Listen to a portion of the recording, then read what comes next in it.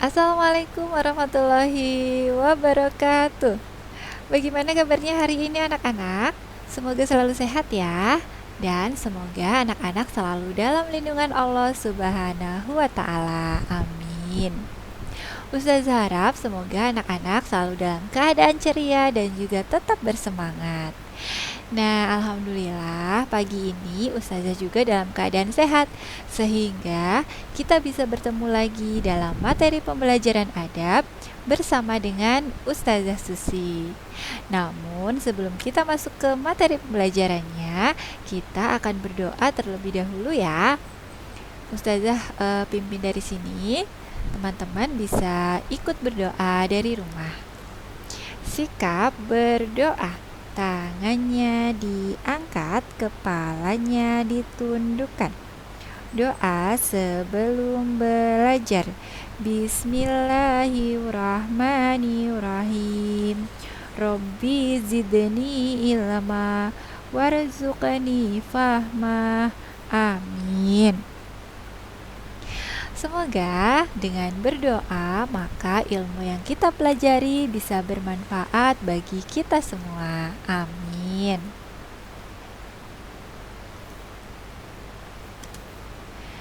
Kita lanjut ke materi pembelajaran adab untuk semester kedua ini.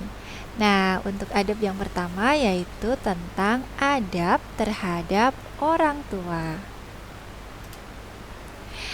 Kita pasti sudah tahu ya, siapa sih orang tua kita? Nah, pasti teman-teman akan menjawab ayah dan bunda. Apakah hanya ayah dan bunda? Nah, ternyata orang tua itu tidak hanya orang tua ya ayah dan bunda saja, tetapi orang tua itu adalah setiap orang yang bertugas dan bertanggung jawab dalam keluarga kita atau bertanggung jawab atas tugas rumah tangga dalam kehidupan sehari-hari.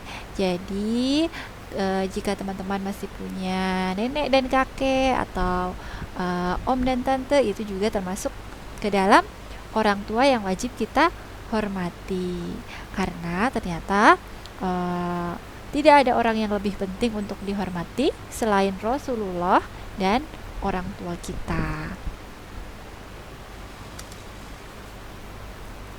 Di dalam sebuah hadis yang diriwayatkan oleh Ibnu Mas'ud dari Abdullah bin Mas'ud radhiyallahu an, dia berkata, aku berkata kepada Nabiullah Shallallahu alaihi wasallam, amal apa saja yang bisa mendekatkan kepada surga?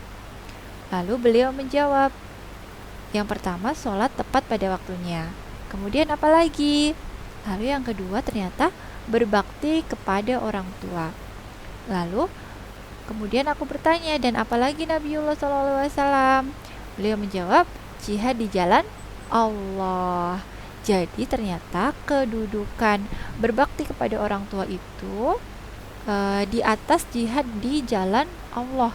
Yang pertama sholat tepat pada waktunya, yang kedua berbakti pada orang tua, yang ketiga baru jihad di jalan Allah. Padahal kita tahu sendiri ya bahwa jihad di jalan Allah itu pahalanya sangat besar. Berarti berbakti kepada orang tua itu pahalanya lebih besar lagi dari pahala jihad di jalan Allah. Nah, sekarang kita akan mencoba untuk mengetahui adab-adab apa saja yang bisa kita lakukan dalam kehidupan kita sehari-hari.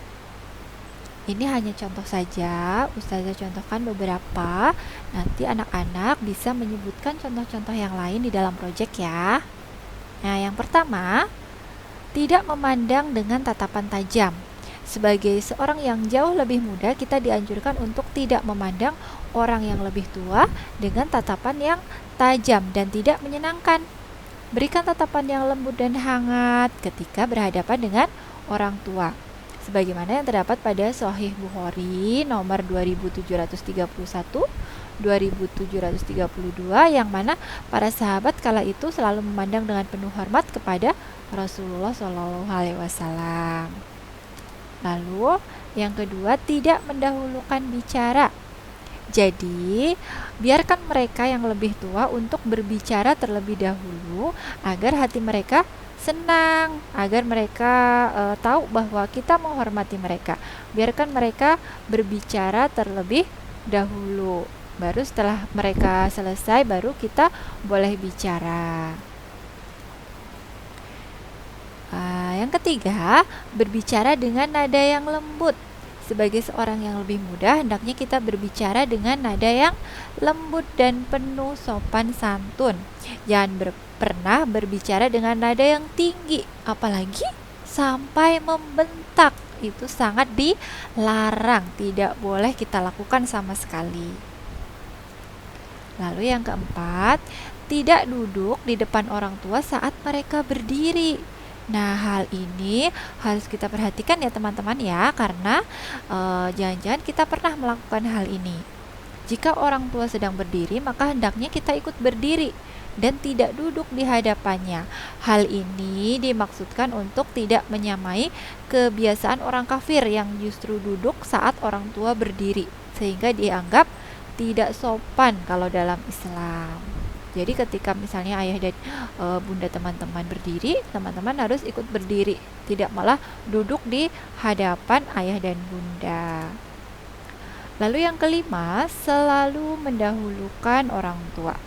Sebagaimana yang pernah diceritakan oleh Rasulullah SAW mengenai 3 orang pemuda yang terjebak di dalam gua. Salah satunya pun berdoa kepada Allah, di mana dalam doa tersebut menunjukkan bahwa ia selalu mendahulukan untuk memberi susu kepada orang tuanya sebelum memberikannya pada anak-anaknya sendiri, teman-teman. Jadi waktu itu ada 3 orang pemuda yang terjebak di dalam gua, lalu mereka berdoa kepada Allah.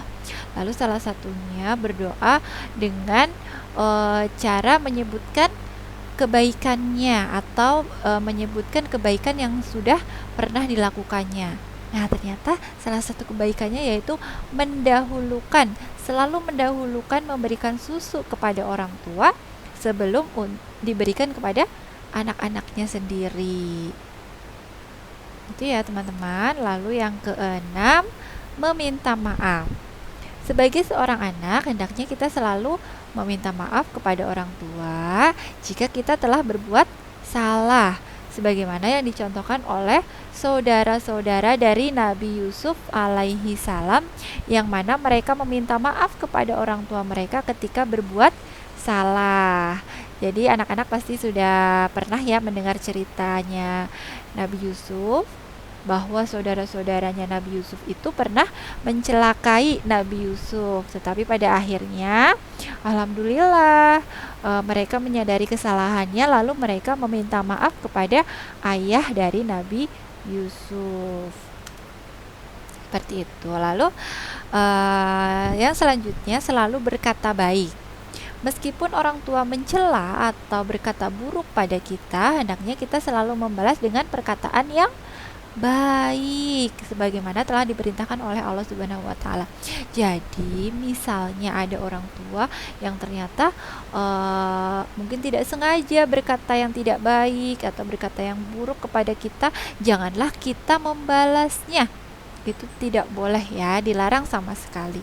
Karena sebenarnya orang tua itu sangat sayang kepada kita dan tidak berniat untuk berkata buruk jika kita tidak berdosa kepada mereka. Begitu ya teman-teman. Jadi kita harus membalas ucapan mereka walaupun mereka pernah berkata yang tidak baik. Apalagi bagi orang tua yang selalu berkata baik, maka kita harus sangat-sangat menghormati ayah dan bunda kita.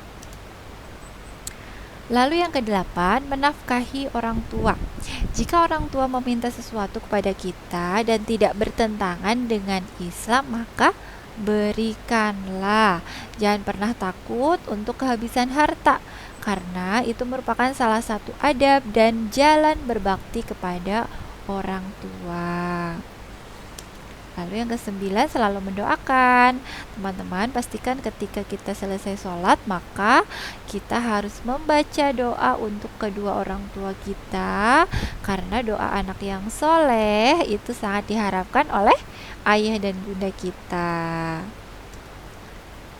Lalu yang ke-10 menjaga silaturahmi.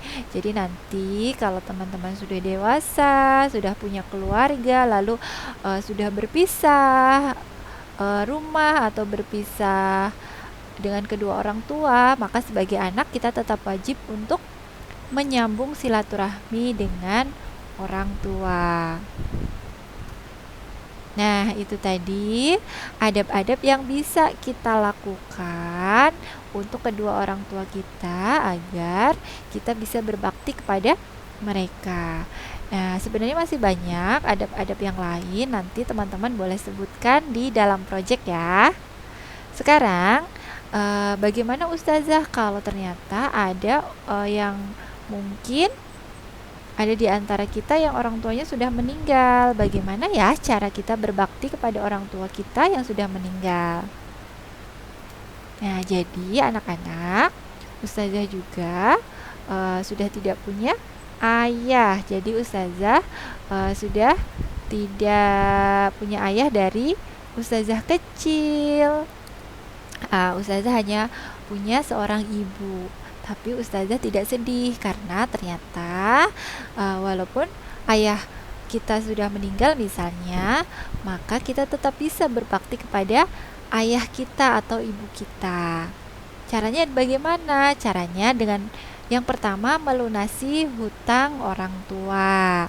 Nah, melunasi hutang orang tua itu maksudnya adalah misalnya ketika orang tua kita hidup lalu masih mempunyai hutang dan belum sempat melunasi saat mereka sebelum meninggal, maka kita wajib melunasi hutang tersebut. Itu adalah cara kita untuk berbakti ya kepada orang tua kita. Itu adalah salah satu contoh adab kepada orang tua yang sudah meninggal. Lalu yang kedua, bersodakoh atas nama orang tua.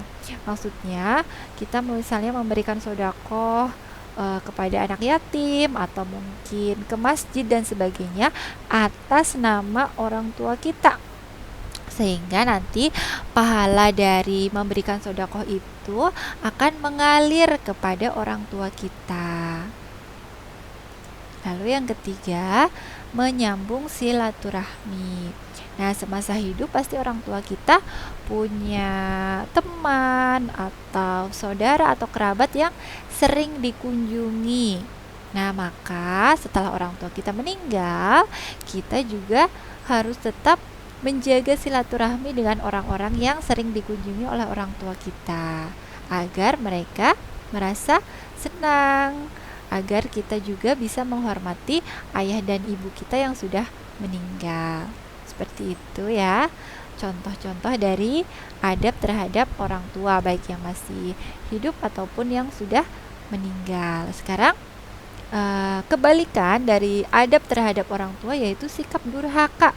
Nah, sikap durhaka ini jangan sampai pernah kita lakukan kepada orang tua karena dosanya sangat besar.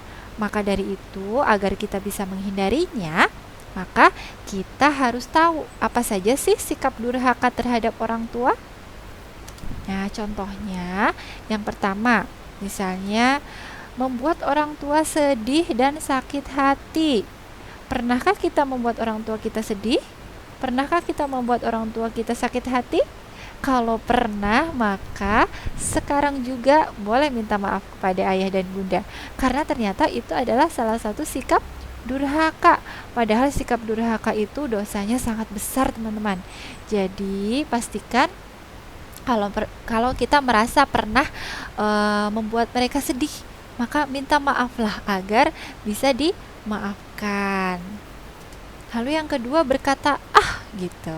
Jadi hanya sekedar berkata itu saja sudah termasuk sikap yang durhaka, apalagi perkataan yang lain yang buruk yang tidak semestinya kita ucapkan, misalnya cih atau membentak atau berkata kasar, itu amat sangat tidak boleh ya. Jadi walaupun hanya berkata gitu, itu saja sudah tidak boleh, apalagi berkata yang lain yang lebih buruk dari itu. Ya, itu termasuk ke dalam sikap durhaka yang tidak boleh kita lakukan. Lalu yang ketiga, tidak memenuhi panggilan mereka. Nah, teman-teman, ayo diingat-ingat ketika ayah dan bunda memanggil kita, apakah kita hanya diam saja? Atau kita pernah misalnya mendengar tapi pura-pura tidak mendengar? Nah, itu termasuk sikap durhaka, teman-teman. Jadi ketika ibu atau ayah kita itu memanggil, maka pastikan kita harus menjawabnya atau segera berlari untuk menghampiri ayah dan ibu kita. Itu adab yang baik. Ya, kalau kita tidak menjawab panggilan mereka, maka itu termasuk ke dalam sikap durhaka. Lalu pelit kepada orang tua. Nah, ini juga tidak boleh ya kita lakukan, apalagi nanti setelah kita dewasa, misalnya kita sudah punya penghasilan, kita sudah punya uang sendiri, maka jangan pelit kepada orang tua. Ya, setelah kita mempunyai rezeki dan sebagainya, sisihkan untuk orang tua terlebih dahulu. Jangan pernah pelit kepada orang tua karena itu termasuk sikap durhaka. Lalu bermuka masam di hadapan orang tua. Nah, teman-teman, ayo ingat-ingat apakah kita pernah bermuka masam di hadapan ayah atau bunda? Misalnya kita disuruh mandi padahal belum ingin mandi. Lalu kita memasang muka yang masam atau tidak enak dipandang di hadapan ayah dan ibu. Nah, ternyata itu juga sikap durhaka, teman-teman. Jadi, Ustazah harap jangan sampai kita melakukannya lagi ya. Kalau yang sudah pernah atau terlanjur untuk melakukan sikap tersebut, maka minta maaflah, segera minta maaf agar kita tidak termasuk ke dalam anak yang durhaka. Nah, itu dia beberapa sikap durhaka yang bisa Ustazah contohkan. Nanti teman-teman bisa menyebutkan yang lain di dalam proyek ya. Jadi proyek kita kali ini yang pertama, menuliskan adab atau sikap yang pernah dilakukan di rumah sehingga membuat orang tua merasa bahagia. Jadi silahkan semua teman pasti pernah melakukan sesuatu yang membuat orang tua kita bahagia. Silahkan boleh ditulis. Lalu tuliskan sikap yang pernah kalian lakukan sehingga membuat orang tua merasa sedih. Ini jika ada atau jika pernah melakukan. Kalau tidak pernah, tidak apa-apa, tidak perlu ditulis. Lalu yang ketiga, tuliskan rencana kalian untuk melakukan sesuatu yang membuat orang tua kita senang. Nah, setelah mempelajari adab terhadap orang tua, lalu sikap durhaka kepada orang tua, silahkan teman-teman rencanakan. Kira-kira aku mau melakukan apa ya untuk orang tua, untuk ayah dan bunda, agar ayah bunda merasa senang. Nah, silahkan boleh dituliskan di dalam proyek lalu dikirimkan ke classroom. Alhamdulillah, kita sampai kepada penghujung materi pada pembelajaran hari ini. Semoga apa yang kita pelajari bisa bermanfaat untuk teman-teman semua, juga untuk Ustazah juga, dan bisa kita laksanakan dalam kehidupan kita sehari-hari. Ustazah mohon maaf jika ada kesalahan ataupun kekurangan dalam menyampaikan materi. Ustazah ucapkan terima kasih juga kepada teman-teman yang sudah memperhatikan dan fokus. Semoga apa yang kita pelajari membawa berkah bagi kita semua dan juga mendapatkan pahala dari Allah Subhanahu wa taala. Sampai bertemu lagi pekan depan dalam materi yang lain. Sampai jumpa. Assalamualaikum warahmatullahi wabarakatuh.